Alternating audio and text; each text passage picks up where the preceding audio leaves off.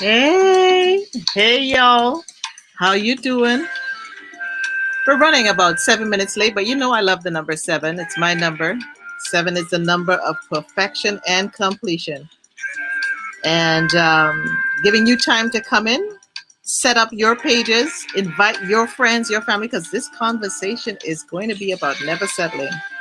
And I hope you never settle. Never settle for anything that's good for you. And my guest today is going to talk to us all about that. So I know you've been waiting in anxious anticipation. Some of you sent me your questions, and I'm so grateful. We are listening to the sounds of Calabash, Kalabash. Though I don't own the rights to the music, I have permission to play it. It is a band here that plays Caribbean jazz. Do you hear it? It's beautiful. You'll hear a little more of them as we come out and we do an outro today. And for those of you who don't know me, I am Nicole Waldron. I am the host of the VictorySpeaks. And today, when we do our vlogs, our video casts, it's called Inspired Conversations. And you know what? I love to have inspiring conversations, don't you?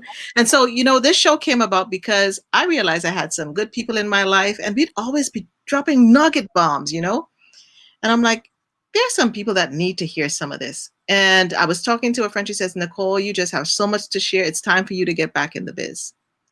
So get your drinks, get your snacks. You have like 10 seconds before, our guest comes on today. And today is a little different for me. I was a little nervous today, and I normally don't get nervous. And people say, no, why don't you? Because, and I don't get starstruck because, guys, I've worked with many people along the lines, but I'm humbled in a different kind of way today. I'm in awe of my guest because he is just such the epitome of giving. And that's my language, giving and love. And he's bold, he's courageous, and he walks in his purpose. And he just exudes, taking you to the next step. You see, when I started this podcast, I knew I had to do it. But I was hesitant and I struggled because I've been in this business before. I've done some things before, and some of it didn't go so well. But I took a chance and I said, let's do this. And then one day I was online, and one of my friends, my brothers, my mentors, Dr. Vibe, said to me, hey, tune into this guy. He's amazing. He is the real deal. And I was like, okay. And then I remember one day he said, ask me anything. Ask me for what you want. And I said, would you be on my podcast? And he said, yes. And to me, that was a light. That was God opening another door. And when you walk in your purpose, doors open for you. You may have some struggles, but they open. So today on this inspired conversation, I am bringing you a man that is moving mountains, not just for himself, not just for his family, but for others. He is a two-time Emmy Award winner, a lifestyle entrepreneur, a creator, a motivational speaker with Daymond John Shark Group. He is the EP and host of the Never Settle Show in New York City at Nasdaq Studios in Times Square. Come on now. Now, if we were live, you'll be getting some drum rolls and some applause. Where's that applause? I need some applause before he even comes on. So his web television series, yeah, there's the applause. That's what I'm talking about, people. His web television series, The Never Settle Show, provides advice and tools to help you hustle mindfully to pursue your passions. Mr. Armstrong is an NBC TODAY show contributor talking about mindset and entrepreneurship. He's a podcaster, the Wake Up and Level Up show. And Mario, that's who it is. Mario is a sneakerhead, a vegan, desserts, father, and in business with his wife, with his CEONicole. I love her already. Haven't met her yet, but she has my name, so she's fabulous. He mentors. He's a creator, and he teaches people how to monetize their passions and get brand deals. So without further ado, let's hear that drum roll. Let's hear that applause. Let's show those emojis. Let's bring up Mr. Mario Armstrong. Yes. We are here. Let's go. We're bringing it live. Let's go. That's 50,000 people, Mario. 50,000 people. I am so ready. I'm ready. Let's go. Are you kidding me? I'm Let's so go. happy. I have been waiting for this moment. Nicole, it's such an honor to be here. Thank you so much for inviting me to be a part of your family and to talk to your community and to be a part of such inspiring words and inspiring and embracing energy. Thank you, thank you, thank you. You're so welcome. And I'm just gonna say it's a great day, it's a great Monday. And in Toronto, welcome to the Toronto audience. Welcome to the Canadian audience. I know some of them know you, but we're gonna bring you into a broader audience here in Toronto. Love it. Let's do it. I love it. So what does victory look like for you? Tell me about victory for you. Oh, victory for me, that's a really great word. Victory for me is harmony. And so what I mean by victory is harmony is that I want to live a life that is harmonious. I want to be harmonious with my relationship. I want to be harmonious with raising my kid. I want to be harmonious in how I end up helping others win. So harmony is important, not the material things, but how I feel and how my impact on other beings is felt. And so the actions, the integrity over income, character over currency, these are the things that kind of guide me as principles. And so for me, victory is when I know that I'm using my light in the most inspiring, positive, and impactful way to help others unlock their light. That's victory. Victory for me is giving some advice or giving some coaching or giving a shoulder of support and encouraging someone else to see something in themselves that they may not see, but understand that I have some gift to be able to help them unlock and give them some steps. And they take those steps and they actually see some change that's impactful for them. That's victory. Okay, hold on. Did I tell you people to get some pad and paper? Because if I didn't tell you to get the pad and paper, you better get it now. Right on your hands, get your phone, put your notepad on, put your voice recorder on, because you know what? You need to listen to this at night when you're going to sleep, because you're going to need some inspiration in the morning. So now, character over currency. I'm just loving it. Okay. Yeah. So saying all of that, how do you really live a victorious lifestyle? Because it's easy to say it, right? But how do you do it? Ooh. You know, very hard, very difficult. We can talk a good game all day long, but how do you actually stay consistent? How do you actually live that way? Hey, Leslie, I see your comment there. Selfless. That's beautiful. That's my sister. That's amazing. That's great. You know, you have to be clear as to, okay, it's a really difficult question, because to me, the first and foremost thing that you have to have is that you have to really actually be a good human being. Like, you can't do it if you're not a good human. So if you're not a good human, we need to work on that. Like, why are we not a good human? What's preventing us from being a good human? What hurt you in the past, or what roadblock did you hit, or what extenuating circumstance did you go through? You know, things don't happen to us, they happen for us, but that's a different type of perspective for us to kind of have. And it's hard to swallow that pill sometimes. And I would just say that, you know, for me, it's consistently waking up knowing exactly what my why is. When you can wake up and know exactly what your purpose is, it makes it so much easier for you to act in accordance. Because when you have your purpose clear to you, and this is why I work so hard on people's clarity within themselves, because they're all gifted. Everybody is talented. Everyone is experienced. Everyone has something to share in this world. But the issue is, are you clear about that? And often it's the very thing that maybe you don't even think you're good at, that's your superpower, but you've been avoiding it for other reasons. And so I bring that up because I think that really, once you can really understand why you wake up beyond paying the bills, you know, your sole purpose in life is not to pay your bills. Yeah. That's your sole purpose. I Am Pop told me that once, and I was like, yes, that is a great line.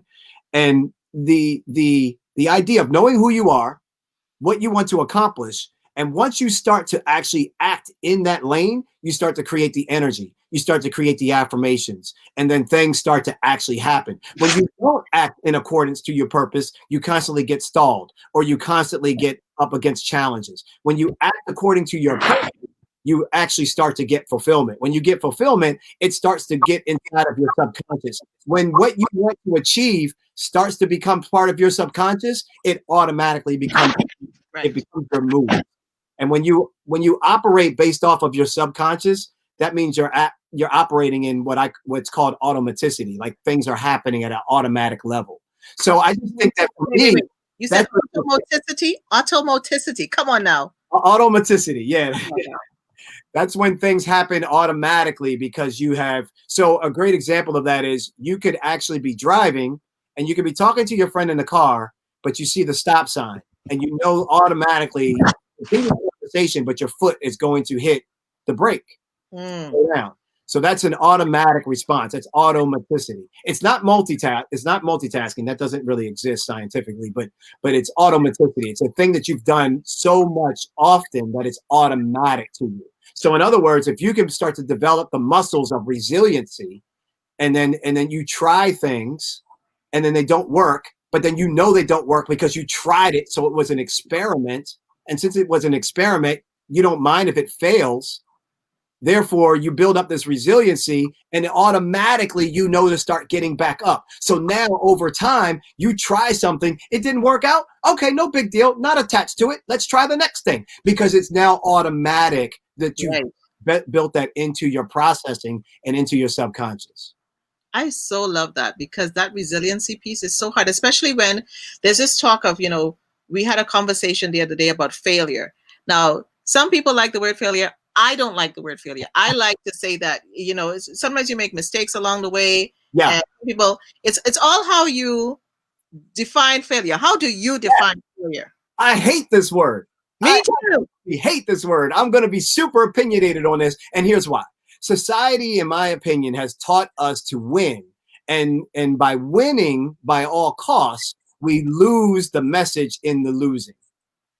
And in order to actually really win, I'm talking beyond material stuff, and to really win. In fact, there are plenty of people that have material stuff and are still lost. Right? Yes. They're right. I know more people. I know plenty of people that are morally bankrupt, but they got several zeros in their bank account, but they are morally bankrupt. And so, when I think about failure and winning and how it's conditioned us, what we have forgotten is that in order to win, we have to lose. But did you lose if you learned from it? Come on now. That's what I'm talking about. Did you lose, Nicole? You didn't lose. No, you learned something. You found an opportunity in the crisis. You built a muscle. You said, okay, this is how not to do it. This didn't work, so let me try something different. I put too much salt in I put salt instead of sugar. You know what I'm saying? Look, if you change the word fail to the word learn, instead of saying or failed to learned or failing to learning, if you just simply change this word, listen to how the sentence changes your entire perspective. I failed in that marriage. Okay, scratch that. I learned in that marriage. What did you learn? I learned a lot about me. I learned some things that I could do different. I learned how to blah, blah. I learned how to not attract certain types of people. I learned in that situation. So when you actually replace the word fail with the word learn, it starts to open up a whole other understanding of what you've gone through and why that actually matters and how it's actually shaping you for the next season. And to me, that changes your mindset because to me, it's all about perspective. And I've been an avid speaker about language. Yes. And what because you hear when I say Victory Speaks, people think, okay, it's not a logo, it's not a fan thing. Victory actually speaks, right? Beautiful. Now I need to find somebody to help me figure how to get people to understand. It's a sentence. Victory speaks. Your victory speaks to you. You speak victory every day. And what are you saying to yourself? So let's take some of this, what you've just said, and now you found your purpose and identity. But how did you figure that out? Because that's a big question, and the process is different for everybody. Absolutely, and it happens at different stages, and so there can be a lot of frustration trying to get to it. Here's the thing: I believe that everybody already has the potential within them. It's not really finding it. To me, it's more like unlocking it. I think that because it's already there, it's already God given, it's already there. We already have it. It's in us.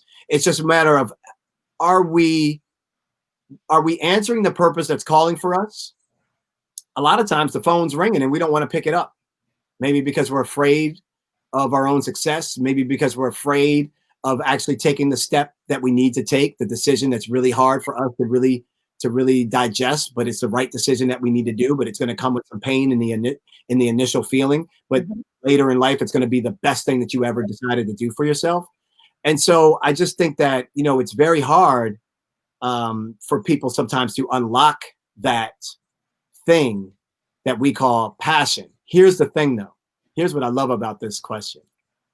Typically, the thing that we are most passionate about, or the thing that unlocks the passion, I should say, is usually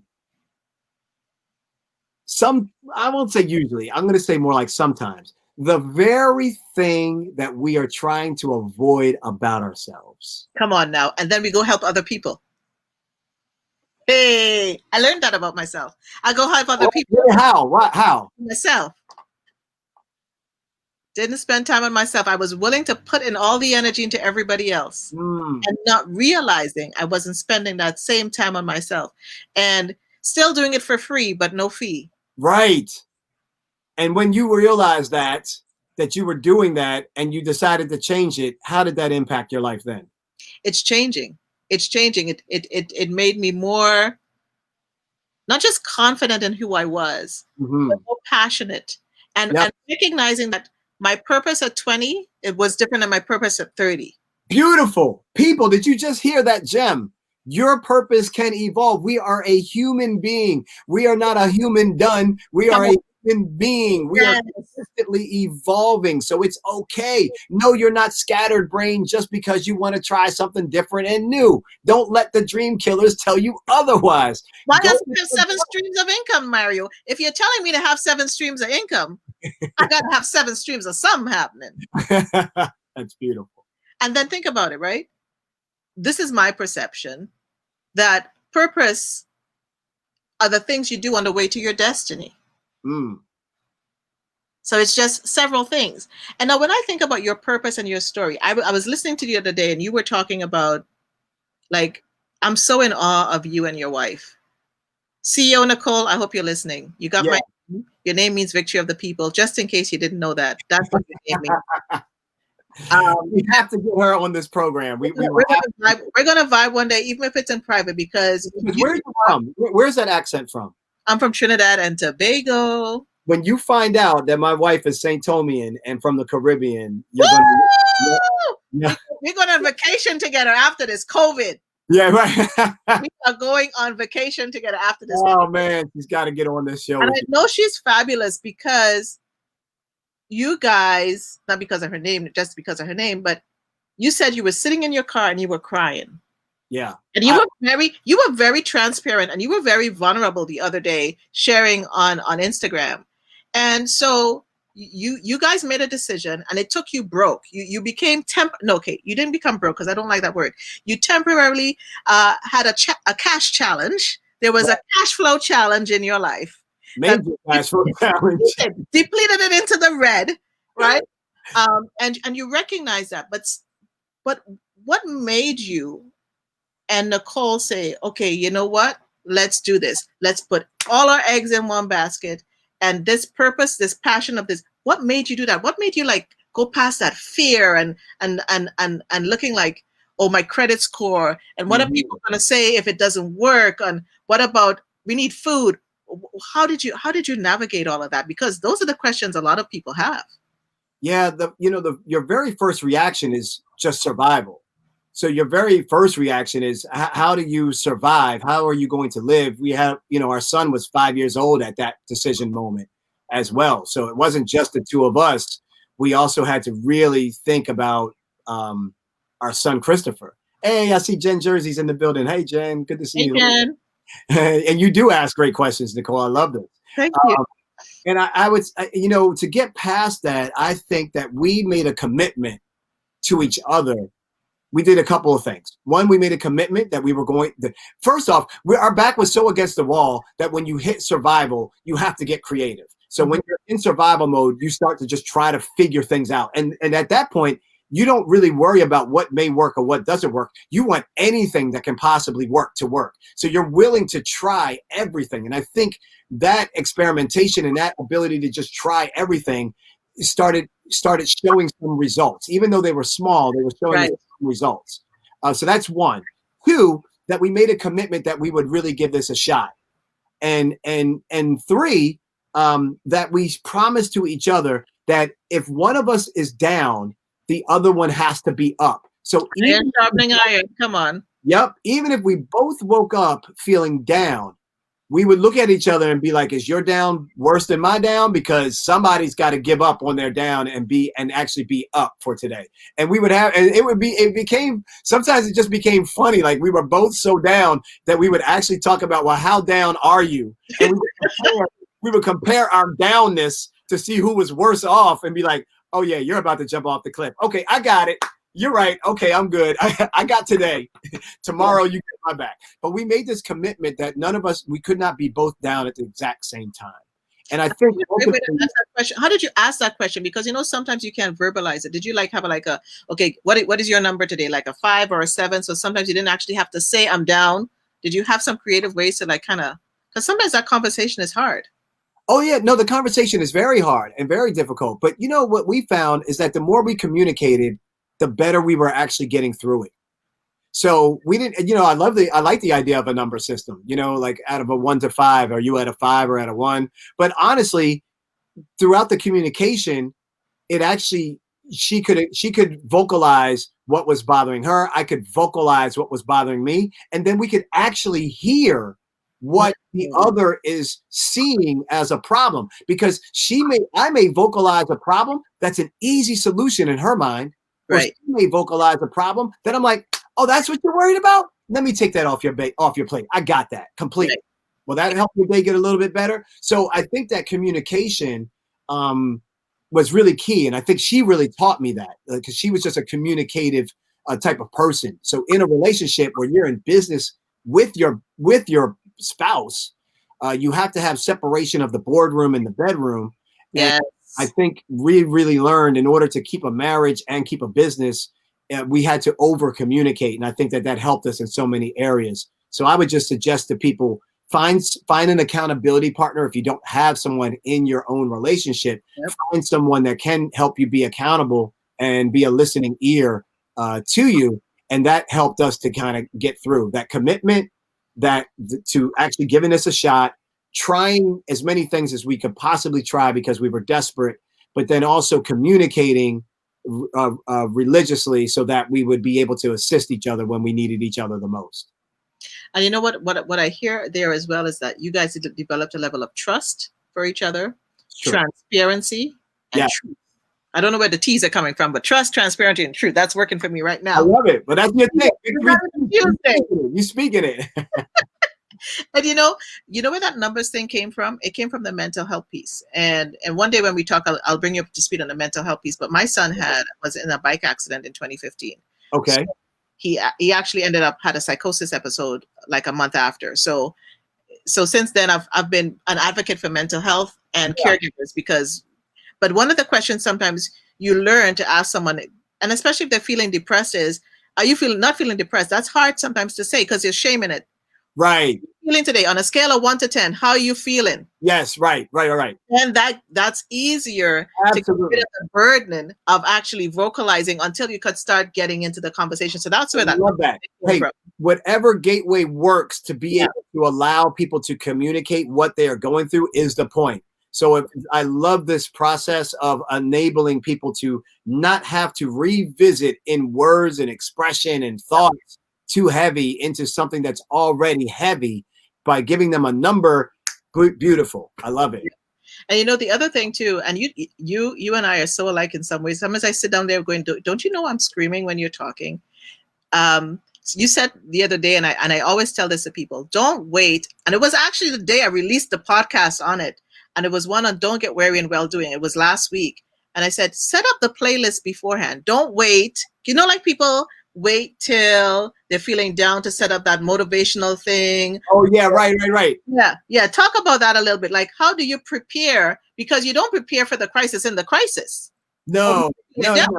No, because once the crisis hits, you're starting to try to go into survival mode. And by that time, you actually need the systems in place to then help you, and you need the processes. So, I still think though that you need to have a level of self-awareness. Right. That you're, so I wasn't like some great thinker that I was like, the next time that whenever I'm going to become down, I'm going to have these tools in place to help me. No, what happened was I became down. I got depressed or upset about something, and it took me to a space. And then I was like, how do I get out of this space? What do I need to do? And then I was like, oh, you know what? I'm going to watch my favorite comedian for 10 minutes. Okay, that would be it.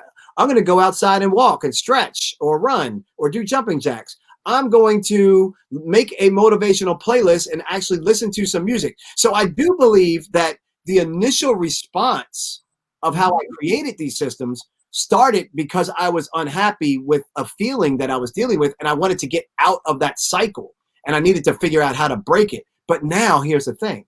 Once I broke it, now I have these systems in place to now utilize every time I get into a space that feels dark or down.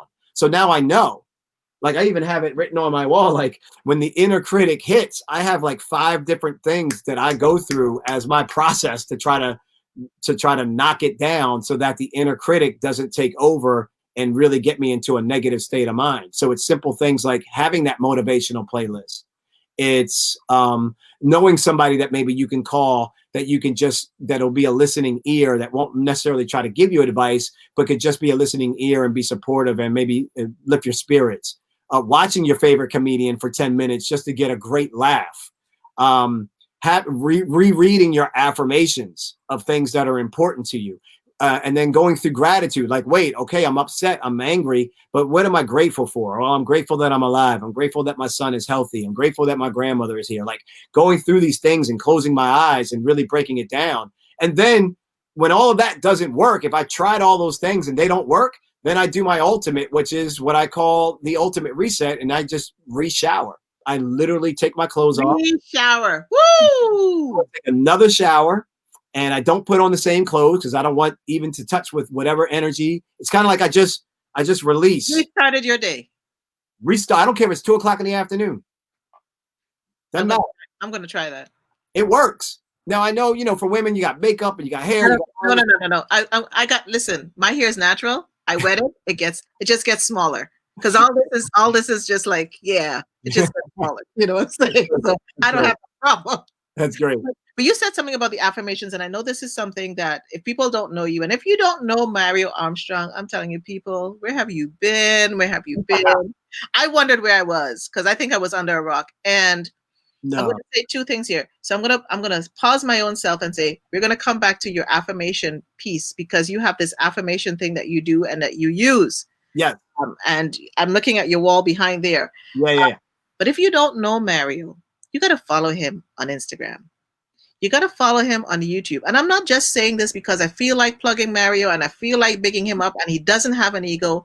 It's because he wouldn't be here today if he wasn't that giving person. What you see here is who he is. He's like this everywhere. He's like this on Clubhouse. He's like this on YouTube. He's like this everywhere. And he is giving to a lot of people. And if you've taken the moment to read his bio, you'll understand he's mixing with everybody. And I really mean he's mixing with everybody. And this, I don't just want anybody on this show, Mario. This is what you gotta understand. And I got my tissue here. People, my friends know me. I got my, because I'll cry at the trouble. Yeah. But what you need to know is, like, when you said yes, and I've been praying about what I say to you, I said, God, I don't just want to take from Mario. I want to make sure you get back. It's important that, because I know what I know I'm not a big celebrity, but I know what it's like to be pulled on 10,000 times. And I've worked with celebrities. Right. But my thing for you is I want to make sure that after today, even in the midst of this, that you feel the love live, that you feel the appreciation, that you are poured back into just as much as you're pouring into. That your beautiful beloved and your son are, feel that weight of everybody. And those who are listening live, you are blessed. Those who are listening on the broadcast, you're blessed too. If you're listening on the replay, I know you're not going to, I hope you feel this energy and this love. Right. Mario is for real. When he says never settle, he's never settling. And you have this, you talked just now about affirmations. Yes. And you are very purposeful in your affirmations. And you have an affirmation like it's a keychain or something I've seen you use. Oh yeah, man. Yeah. It's in the other room. I wish I had it with me. But Okay. yes, I do. I call them pocket affirmations. Okay. That's a little keychain that I created with what's it's about the size of like small business cards, and then they're hooked to like a keychain, but each card has an affirmation written on it. It's about 15 affirmations, and I carry them with me everywhere I go. And my intent is to, before I grab my phone, maybe if I'm standing in a line, I'm quick to grab my phone, and I'm trying to condition myself, don't grab the phone, grab those pocket affirmations.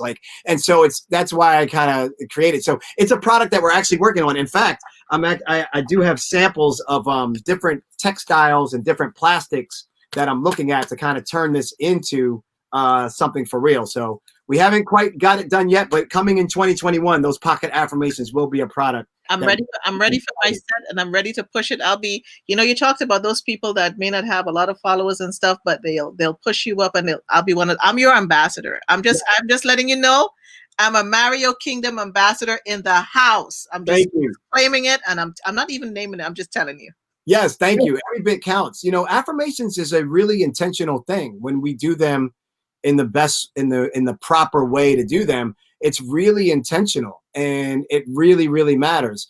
And so affirmations need to be a present, not in the future, right? It's present tense. So you don't say things like, I will stop drinking as much. You don't say things like that. You say more like, I am healthy and I make wise decisions about my what I put in my body. You talk in the moment, in the present, because the Jedi mind trick that you're actually trying to do to yourself is to actually say to yourself what it is you want to actually do, not what it is you want to remove, or not what it is you want to become.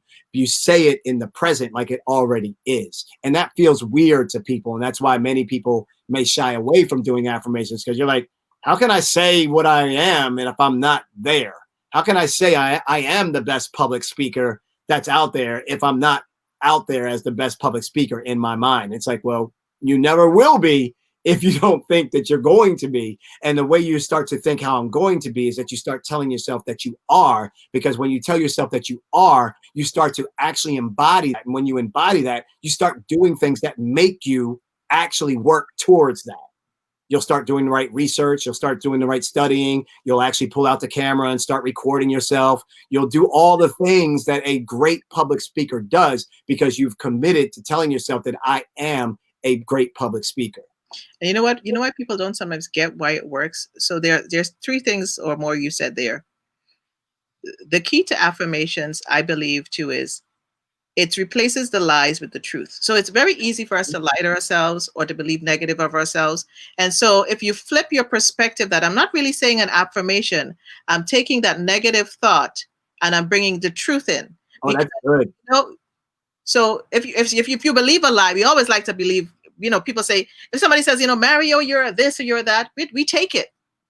But what about if you say, okay, son, you know what? It's not that you're this. It's actually that you're that. It's a truth. It's a replacement. And for those who are spiritual on the line and who are believers, it's the word. You have to speak truth. And then the other thing that happens when you speak the affirmation is what people sometimes don't recognize is your brain actually changes. I don't know if you know this, Mario, and if you've ever heard of Dr. Carolyn Leaf. She does a teaching on the brain. So when you start thinking negative and it becomes so compounded, you form like dark matter in your brain. Yep. And it forms the thorns and thistles. And people don't realize as you start speaking that truth, just like you said it, the thistles and thorns start falling off. So it's a brain activity. You're actually renewing your mind when you do an affirmation. So if you think about it like that, I'm not talking to myself and I'm not trying to be silly. Just think about it as mental health for your mind. That's what I say. It's true. I mean, meditation, I called meditation the mental massage of the mind. Like being able to get your mind to actually calm down and sit still is a massage for my brain. And what you're actually speaking towards, the scientific term is neuroplasticity. So come on now. Neuroplasticity is the ability for our brains to actually rewire connections. And it really, so when you tell yourself something over and over and you repeat it, your brain can't tell the difference between fact and fiction. Your Right. brain just knows that you're telling it this message over and over and over, and that this message is important to you. So therefore, your brain starts to filter your world based around the messages you keep telling it. So if you want to keep telling yourself, I don't know why things keep happening to me, I don't know why I always end up in these bad relationships. If you're saying that kind of narrative and story, it's kind of saying it doesn't know that what you're saying is bad or good. It just knows that you are repeating it consistently. So now it's going to continue to push out that energy that continues to attract that same thing that you don't want. And that's horrible. So when you really think about affirmations, number one, they have to be present tense. Number two, they need to be positive. And then number three, they have to be repetitive. And so there's a thing in our brain as well that's called the reticular activating system, the RAS or RAS. And it's a small piece in the back of our brain about the size of a number 2 pencil eraser. And what it does is it filters our world based off of what we said is important. So a way that this actually works is if you're in a crowded event or on a city sidewalk and you hear someone yell out your name, but there could be sirens and people and noise, but you hear, all of a sudden you're like, I heard my name. And you may not have known exactly where it came from, but you heard in the distance your name. Your brain, you have been conditioned over time that your name is important for you to respond. So your brain is so smart that it can filter all the noise around you and say, wait a minute, I just heard my name being called. I heard Nicole being called. And so what that is doing is that is actually the RAS in action. It's the same way that you see a favorite car that maybe you're interested in purchasing, and now you see that make and car and that color everywhere. That red Toyota is now showing up everywhere. It wasn't before, but now that you said it, it's important to you. You keep talking about it. Now it shows up. And so when you think about patients that had strokes, when you think about patients that have had some kind of brain damage, and then you see that they've actually had some recovery over time and over therapy, it's because the brain can actually make new connections or reconnections, and that is called neuroplasticity. And so it's a real thing. So the spiritual connection and talking your truth with informations, with the scientific connection, all culminates to really create an explosive energy about yourself. Mario, if I didn't love you before, I think I love you like 100 times more. I'm just saying. I mean, Nicole, you know it's serious for me. I mean, I've turned it into not necessarily your wall. It's not necessarily a game, but I've actually turned it into something very intentional. So what you all see behind me, you know, because I like to explain this, because sometimes I was going to ask you to just now. I know you were going to bring it up. I know you're going to bring it up. Naomi says fire. Thank you, Naomi. Appreciate that. Thank you. You see a lot of shoes here, and I do have books, so I'm educated. I do read, but I do have shoes. I'm a sneakerhead. I love my sneakers, right? I love sneakers, right? So here's the thing. I started buying sneakers because I just love them, and I was like, this is going to be part of my style. My eyewear, like you see here from Zenny, and my sneakers is like my style. And so I said, well, wait, if I'm going to start buying these things, how can I actually make it more meaningful? Not just to buy them. If I'm going to spend this money that I'm spending, I need to justify this spend. So, okay. So I said, all right, I'm going to now never be able to wear a pair of shoes until I reach a certain milestone that I'm attaching those shoes to. Sweet. So these little cards represent what I call tangible affirmations. Okay. So this is either the book or a passive income product. I can't wear those shoes. They have not been worn, people. Right. These shoes have not been worn. They still got the stuffing in them and everything until I either launch the book or the passive income product. The same with these shoes. They can't be worn until our virtual event actually happens. These shoes can't be worn until the Never Settle show's new season happens. So I identify about 3 to 5 very important big goals that are in the company. And those 3 to 5, you can also do personal affirmations. Yeah. But this for me is kind of like attached to the business affirmations. And I can't get the reward until I've reached that goal. And I come in this room to get dressed every single day. So I see these constant reminders of sitting there reminding me, nope, can't do it yet because you got to hit this goal. And so it's a great little game I play with myself, but it's really way more strategic and intentional in that, because I'll end on this. When you finally do get to reach a goal that you've hit, and I'm holding these shoes because this was a goal that I needed to hit for the very first episode of the Never Settle show. Wow. So when we launched that show a couple of years ago, and it took us 2 years to go through the whole process of everything that we went through with people telling us no to the vision, and finally just figuring out how to do it ourselves. When we got to that very first episode, it must have been 18 months or so after I had already had these shoes, and I wore these shoes on the first episode. Now, when I look at these shoes, what do you think it does to me? What empowering feeling. Do I remember those 2 years of that journey, of the pain, of the crying, of the not being there? And did I accomplish something that took me 2 years to accomplish? Yes. If you ever in Canada see me ever walking around in Canada to a meeting with these shoes on, that means something is about to go down big, because I am channeling this into that new thing. So that's why it's a bigger thing to me than just words and sneakers. It is very intentional and very therapeutic in some ways as well. Mario, I don't even know how I'm going to do this. So honestly, my show is normally 2 hours. This is why, because of people like you. But today we have an hour, so I want to be mindful of time. Okay. Knowledge, everybody that's out there. I'll come back and bring Nicole. I'll come back. Okay. So, we got plenty of people on here. They're saying some great stuff. They're loving what you have to say. Thank you for everyone that's tuning in. I know you have your questions, and I'm going to tell you got to tune into Mario.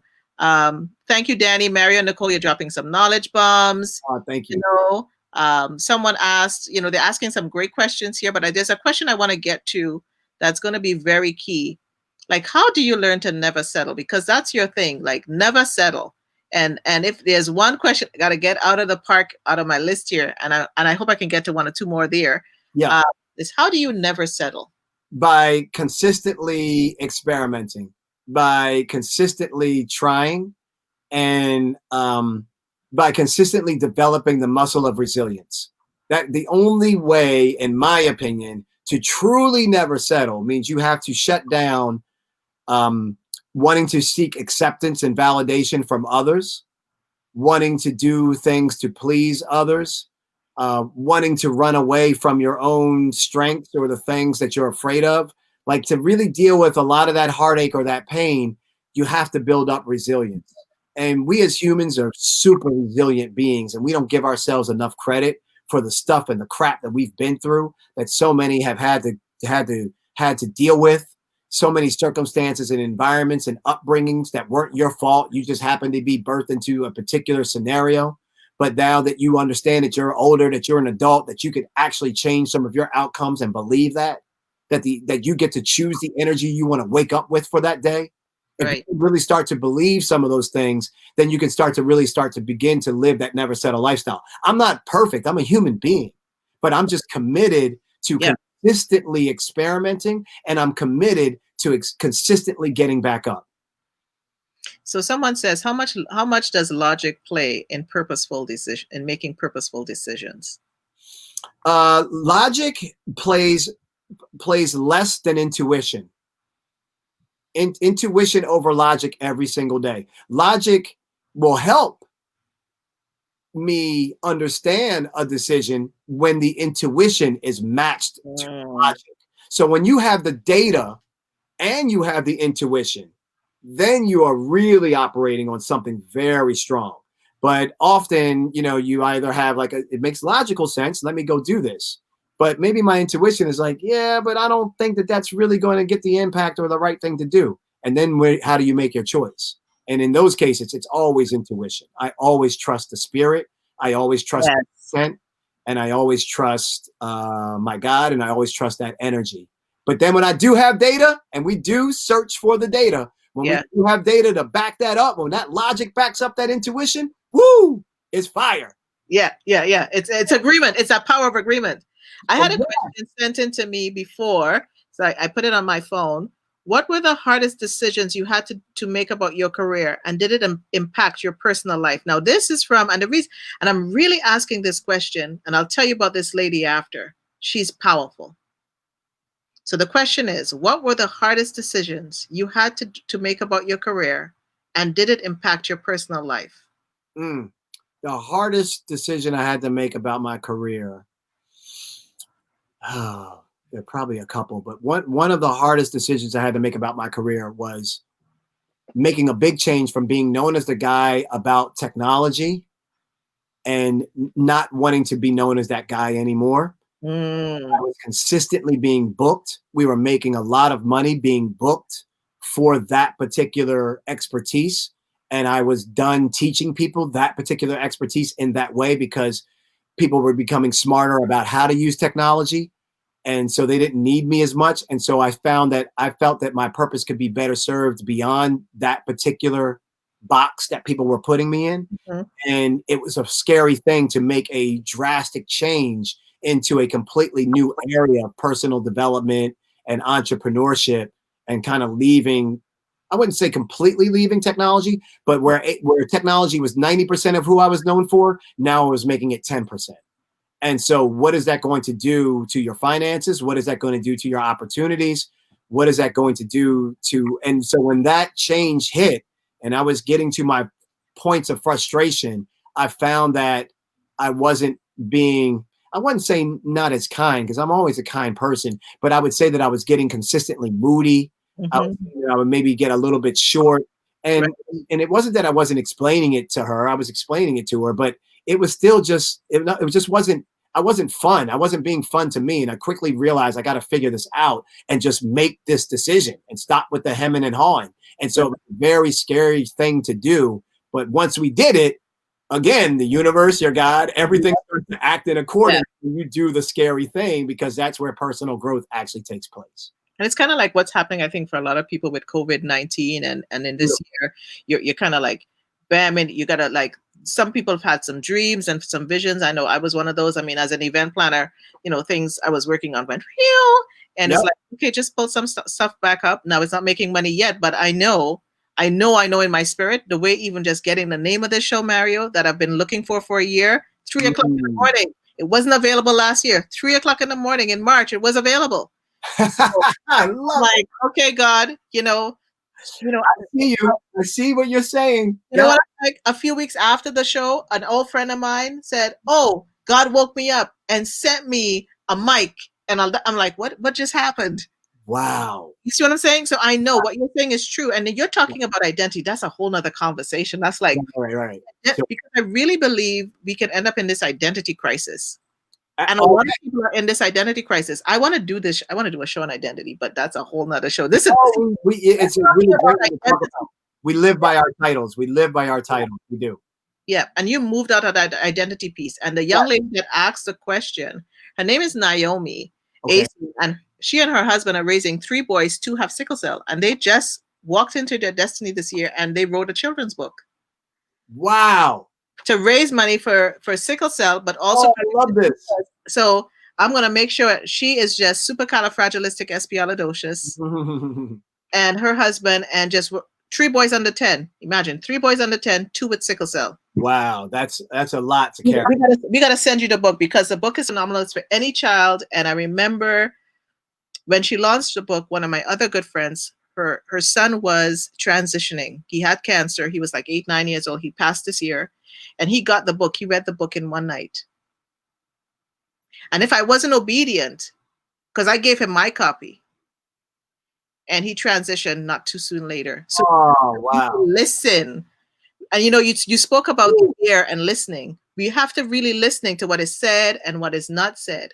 And on that word, what would you say along the lessons you've learned? Because you've learned many lessons along the way. What would you say? Because I love this question, and I remember hearing Oprah ask that question. I've always found it a very pertinent question. What would you say to one part of your younger self, whether it was your 20s, your teenage self, find one era, or could have even been last year, because you were younger last year than you are now. What would you say to yourself from a lesson that you've learned? I would say,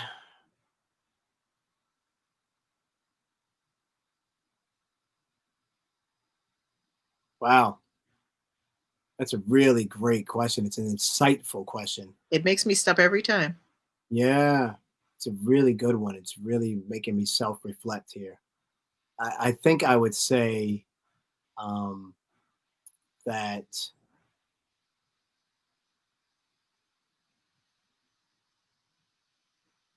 continue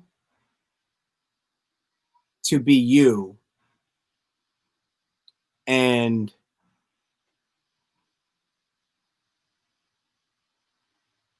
it will all align when it's supposed to. Mm.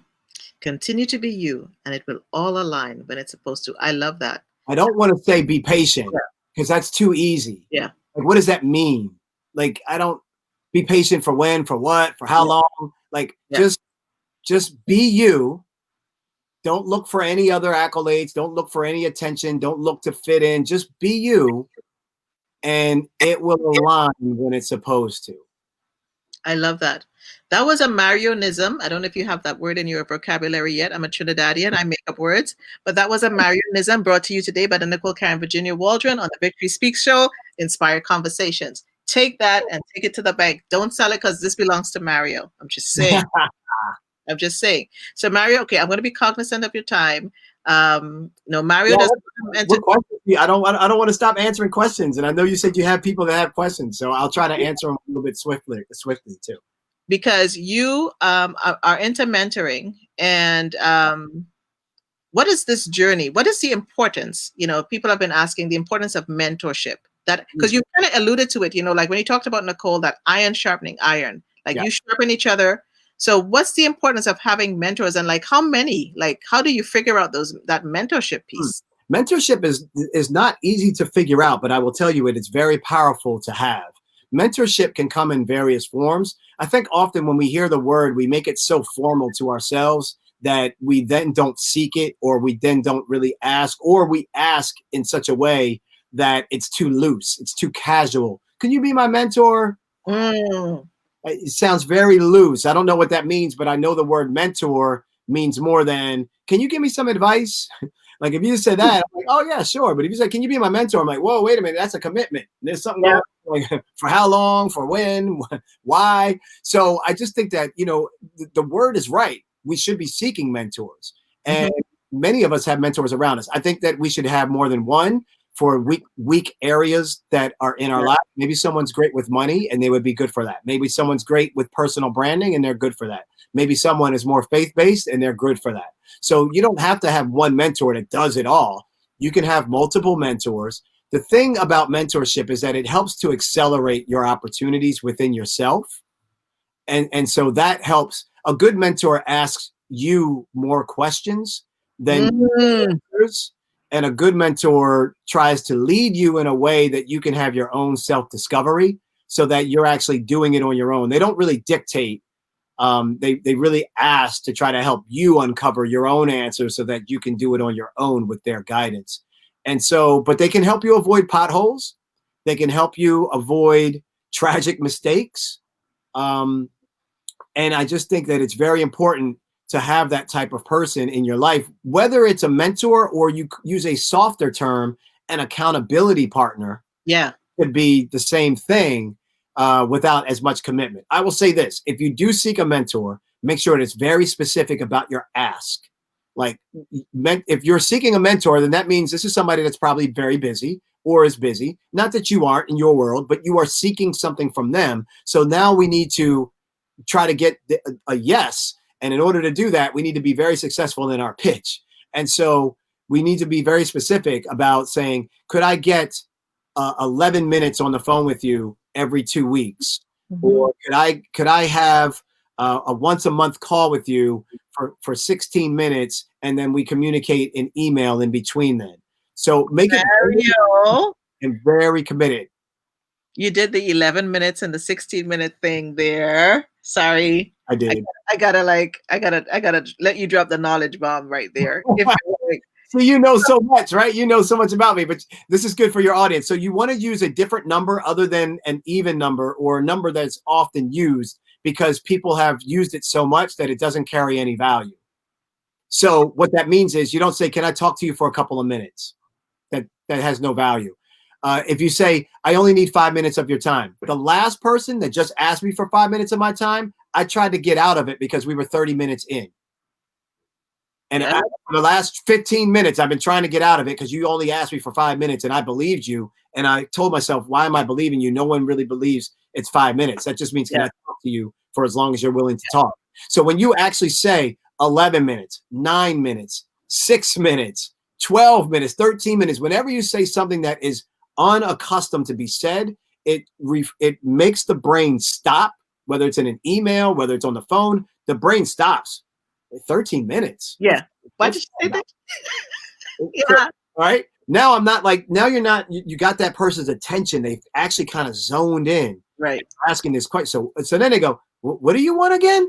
Okay. You want 13 minutes. And so then you get a chance. So I've had more success with that because when you ask for it that way, you get their attention and then they also believe you. But then you have to keep to your word. But they do believe you. And then when you do it once, you're golden. Any next time you need to go to them and you actually give a specific amount of time. Do you know how much you can how much ground you can cover in a 4-minute conversation? And it makes you intentional, right? It makes you so focused because you got to think. And like for me, even just like this, I'm like, okay, today I do not have 2 hours. I have 1 hour with Mario. You better get this right. You better. And that's why I was stressing because I know there's so much I want not just to give to others, but I want to make sure that you feel that we're not just taken from you. Right. Understood. We're not leeches here. We're not leeches. No, I can tell you're a giver all day. I can tell that. That's my problem. It's my weakness and my strength. Yes, right. So pay attention to that because as you give, you want to make sure you're not being taken advantage of. But yes. Mario, 52 years in, I'm finally learning how to do it. I'm learning that no is a complete sentence that does not require an explanation. Ooh, that's beautiful. Did y'all hear that? Say that one more time, please. No is a complete sentence that does not require an explanation. Mic drop. Done. You can use it anytime. It should go from Victory Speaks to Victory Has Spoken. Hey, I'm gonna put that on a shirt. Hey, Victory Has Spoken. That's yours. Has spoken. And so why is because you give back, Mario? Seriously, I have been around a lot of people. Yeah, but you really give back. Like you're so busy, and now you're in Clubhouse. Jesus, I know. I'm not calling you Jesus, but like you're giving. No, you're giving like Jesus in Clubhouse. You're giving. The time I'm spending to give back in Clubhouse is amazing. It's so much value that I'm just giving to people, and I'm loving doing it. But you're right. I'm also watching my time, paying attention to the business. We have a business, 2 businesses to run, and so I'm really being thoughtful about it. But so many people need so much help, so I'm just really putting myself into spaces where I can really give as much help as possible. And it's late nights and, it's a lot of communication with the family. I had to say to my family, look, this Clubhouse app is taking off and I'm doing very well on it. I'm growing really fast and people are getting a lot of value out of it. I know we're headed into the holidays and the last thing we need is for me to find a new app that I'm actually getting real good growth and impact on. But we can't pull away from it because if I decide to just go halfway in, I'm going to have a halfway impact. When something is new, you either have to kind of watch it from the side or you decide to go all in. And I decided to go all in and test it. And then I started seeing how it was being reciprocated. And I was like, okay, now I need to communicate to the family that I got to figure out the schedule. And we have to now add in this moment because this is really happening and I'm helping a lot of people. And that's also going to bring us more viewers and it's going to help the whole ecosystem. But I actually am making a difference to a lot of people in this particular app at this time. And I don't want to stop that. So and I love that. And I love how you said you made sure you spoke to the family and you didn't just go off and make this decision by yourself. It's obvious that Nicole was a part of this. Damn right. If mama ain't happy. Hey, and it's just mutual and it's just respect. I realized like, I started finding myself like, let me run to this other room for 30 minutes and duck the family so that I can like spend this time. And I'm like, wait a minute, this isn't going to be consistent. This will not work consistently. I'm going to have to tell them, hey, there's something that's changed. I want to see how y'all feel about it. Let me show you the entire picture here, and you tell me how you feel about what we should or shouldn't do, and what's the thresholds we can push on it, and let's have a conversation. When you actually talk to the stakeholders, I call them the stockholders in your family, and you bring in the stockholders of your public corporation of you, when you bring them in to your decision making and you say, hey, you get a seat at the table to talk about this, you allow them to have ownership. But not only that, they get to understand what the sacrifice is, or they get to understand why he's doing a certain thing or why she's doing a certain thing, because they got they got the full picture. And what happens often in our families is we just say, hey, can you I just need 10 more minutes, or leave me alone. I'm trying to build something here. Or you don't understand what I'm trying to do. What I'm trying to work on is really going to grow us. I got to put in this sacrifice now. Like, all that stuff sounds very angst driven and argumentative, as opposed to saying, hey, look, there's something that's happening and I want to show you all the full picture. And just let me present it to you. You take a look at it and then let's talk about it. So Mario, I'm looking forward to your new book on relationships as well, running a business for families. Yes. That's the book. Yeah, I keep telling Nicole, I said, we got to put out the first book. And then in that book, we're going to do a chapter on how to run your business with your spouse or partner. And then we're going to do a full book based upon that chapter and really go into, like, listen, this is a serious series, because, and especially now, I don't know if you heard the stats of how many families are breaking because of COVID, because husbands and wives are together and they never had. And so it's like they're running a business together. But for those of, who've been self-employed and doing this thing, but you have some nuggets that can, do you realize how many families you can save? I'm just saying that and leaving that right there. No, that's a really great point. Table, because that's huge. It's a really great point. Okay, so I'm going to be mindful again. Okay. COVID, we're going into 2021. Yes. Any advice? Because I'm like you, and you guys I'm similar to you because I'm not like you, because you're unique. You're uniquely Mario. Sure. And you had some great conversations with Daymond John last night on Clubhouse. And I mean, I'm like, Nicole, you're going to come out of Clubhouse. You're not going to sleep. But I'm not. But I love, the conversation of people are rushing. I really dislike when people say, and sorry if you're offended by what I have to say, but that's too bad. Not you, Mario, because you won't be offended.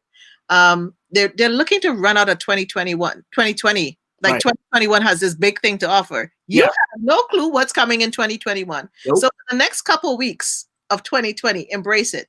But looking forward into the future, what's next for you in 2021 as you're evolving in the Marionisms with your CEO Nicole?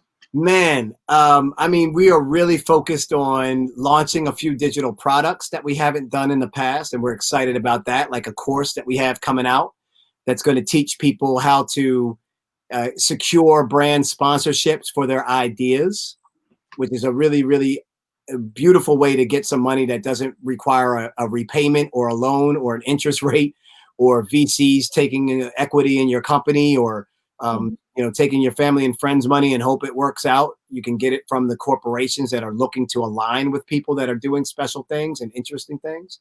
And so I'm excited for that. So we have a little blurb on our website, marioarmstrong.com/courses, about the things that will be coming soon there. I'm excited about the new season of the Never Settle Show. We are in a COVID environment, and I'm not able to go back to my New York studio and shoot. So now we're going to have to really reformat the show and do something different. And the model that we've come up with, I think, really works well for the time that we're in. And so we're testing that out right now and shooting some samples and getting a sense of how we feel about it. So I'm excited about the new season for the Never Settle Show. So pay attention to me on Instagram and Clubhouse and YouTube, because that's where that stuff will be coming out until we announce other partners. I'm excited about working on a book that has come to me in my mind, and we started writing down some things, and I'd like to start really working with a publisher or do it independently. And I'm excited about reaching more audiences that haven't yet had a chance to experience, quote unquote, Mario's world, and Mario's giving, and Mario's desire to want to see you win. And I'm really excited about helping people raise that vibration for themselves. those are the couple of things I'm excited about. My kid and him getting ready to make a big move for his journey and being a musician and a composer. It's a lot to be thankful for when you're alive and you have ideas and you have decided to lean in your faith and to try to wake up purposeful to go do them. That can create a lot of excitement for you. So if some of you are struggling with really wondering, like, I'm no special human being, or don't be watching this video saying, I wish I had that energy like him. I wish I was like him. You are like him. You're your own person, but you are like him. You just have to make that hard decision. And that's the tough part. Like, do you really want to make that hard decision that you probably know you should make? You know, it's an easy answer. You know, my brother and I got into an argument. I said to him, pretty much every question that you struggle with can boil down to one particular position. And he's like, what do you mean? I said, well, you can say to yourself, does this help me or does this hurt me? Ooh, that's layered. And then you just, exactly, because the truth is buried in there and you know what it is, but you don't want to face it. But does it help me or does it hurt me? So if you feel like, you want to be in a relationship that is mentally abusive, and I know this is an area that I am not an expert in and do not claim to, so I know this is way more difficult than just answering some simple question. But what I am suggesting is that if you still ask that question and answered it truthfully, and you can get to that place, then to me, that is just a massive step in your self-discovery. What you do with that information is up to you. And I don't understand the impulses and the things, and I am not qualified to educate someone on how to make those steps. All I can say is when I'm around somebody that doesn't make me feel good, I can make a decision. Does this help me or does this hurt me? And you know what? One of the qualifications you have that some people don't is you can show someone how to find value in themselves. Like if I were to ask you right now, because what would make me not stay in a toxic relationship, whether it was work or personal, is if I had the value in myself. Right. Because I realized I recognize when people were using me along the way, they saw my value, but I didn't see my value. So they were able to continue. Yes, that's it. So then how do you recognize, like, that's how I recognize my value. I mean, I might be chocolate brown for another reason, but I burnt a lot, but bad humor. But how do you find your value? Oh, that's a big topic. All right, we're going to save that one for the part two. Because Nicole, CEO Nicole needs to be a part of that conversation because she's been integral to not only finding my own value, but also her own value, but also as a unit, finding value together is really, really important too. So my sister just sent me a text. I just saw it fly across my screen. Y'all trying to make me cry. Shout out to my sisters and my family for tuning in and being so supportive, and to everyone online. Mario, before we go, is there a quote? Is there a saying? Is there a word? What would you like to say for anyone out there? Because I know spirit talks to spirit. I know you're intentional. Okay, so that would be, you've hit the roughest part when it's the easiest time to quit. That's big. You've hit the roughest part when it's the easiest time to quit. So in other words, if you know that's the fact, that it's so easy to quit right now, and that means you've hit your roughest part, if you can just hang in there. I'm not saying don't pivot. I'm not saying don't tweak. I'm not saying don't try another way. What I am saying is just don't give up just yet, because that means you're right there. If you know that you are about to quit, then you are at your roughest part. And maybe you need to hang in there just so that you can see what's around the corner. Now you're going to make me cry. Mario Armstrong. Believe in yourself, people. Next time, we're going to do this again, and we're going to bring CEO Nicole, and it's going to be another celebration and another party. I really can't thank you. Like, your questioning is really, really soulful. Your questioning is really thoughtful. I love the way, this is my first time experiencing you. I would love to recommend other people to come and be on this show with you. I love your approach and I love what you stand for. So I really want to bring Nicole and me and bring the two of us back. Mario, you just made my year. You didn't just make my day. You made my year. I'm so gracious and I'm so thankful. And your humility shows through. Your honesty, your integrity, and may you and Nicole and Christopher continue to soar in everything that you do. Listen, show Mario some love. Listen here, show Mario some love. I'm gonna put on my applause. Yay! Okay, somebody's got to take a picture. Okay, pause for the picture. Okay, hold on. All right. Okay, I may have to take it my darn self because I don't have a photographer in the house. That's the vibe. Take a picture. Oh, we got a tanker. Technical producer on the back end. Dr. Vibe is in the house. Okay, so I can take a picture. I'm learning to, but he's going to have to take a picture too. Yay. Oops, no, it's in the shot. Okay. I'll get it out of the shot. Yeah, you can turn the part. You can turn All right, take a picture. Yay! Okay, so you have been tuned into an inspired conversation with VictorySpeaks. Speak victory today in your life. My guest today has been the one and only Mario Armstrong, and his name really speaks his truth because he is arming and he is strong. I encourage you to have an intentional conversation today, a conversation that is true, a conversation even with your smile, a conversation that will just make somebody pivot and stop and want to speak life and think life. What are you doing to speak life and give life today in your world? And I'm going to leave you with a quote. One act of kindness in a moment can change and save someone's life. Be a part of the kindness revolution. That's from me. And I know it's the same way. You know, be kind to one another, have an intentional conversation. If you have a question for Mario, if you want to learn more, go following him on Instagram now. If you're watching live and on the replay. I'm looking for this. I'm looking for, where are you people? Come on, let's go. Where are you? If you don't know about Clubhouse, you have to have an iPhone. Sorry. You got to have an iPhone. For those of you who don't have an iPhone, you need to get an iPhone. You need to get into the Clubhouse movement. It's by invitation only. Mario is on there. He's on there with some great people, and they are sharing information.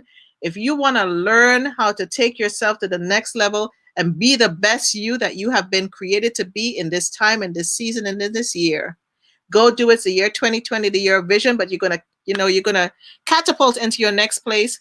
I am going to roll out with some music by Calabash, of course.